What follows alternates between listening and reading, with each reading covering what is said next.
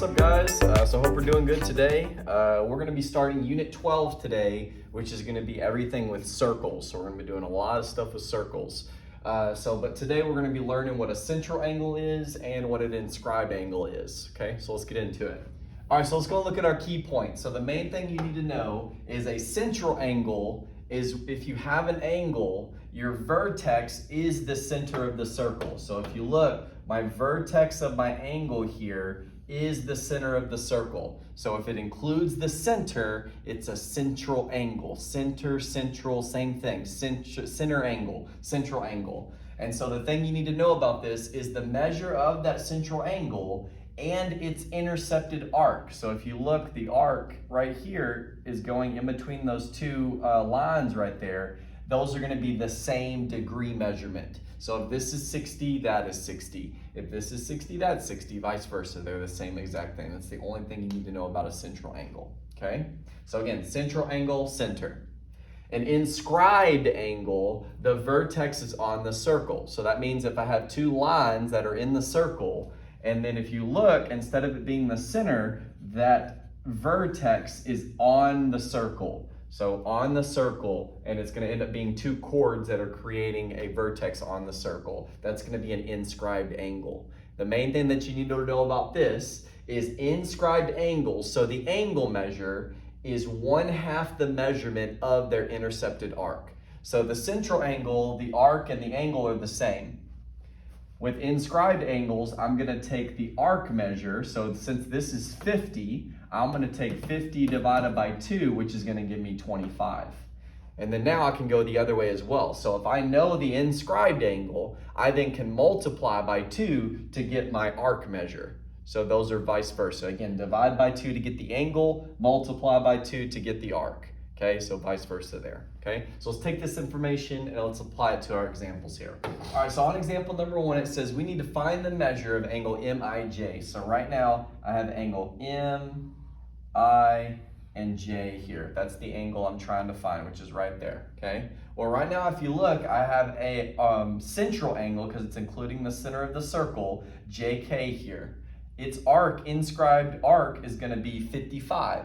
So right now, if this is 55, that means this is 55. These are going to be vertical angles, so that means this is 55 as well, and that means this guy over here is going to be 55 as well. So that's simple. We can just find those two pieces of information. Now, if you look, M to K is my diameter. That's a straight line. Straight lines are going to add up to 180 degrees, correct?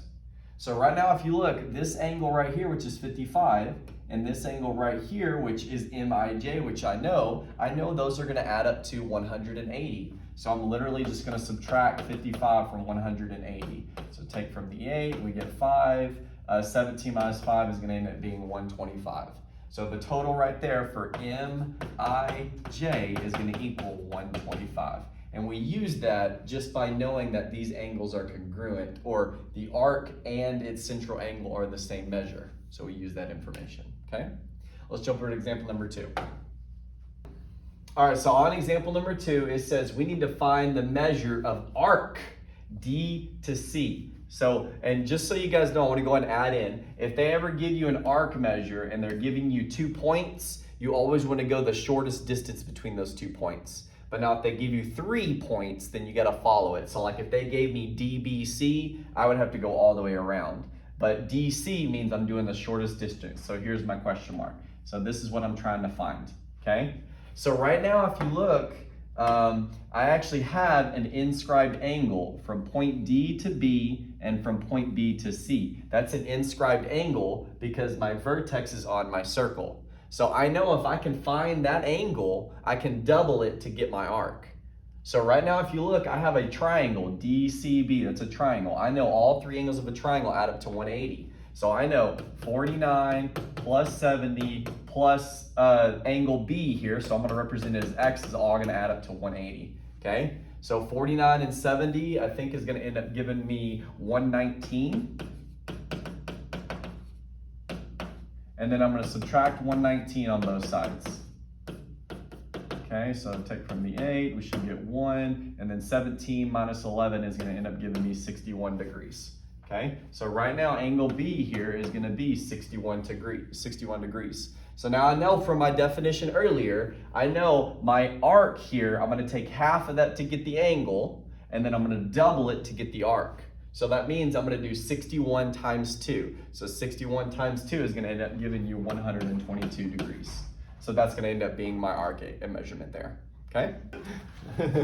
Hello, so we're working on geometric proof almost, using the logic to determine the angles. Sure. Bye. No, you're fine. Who am I covering for?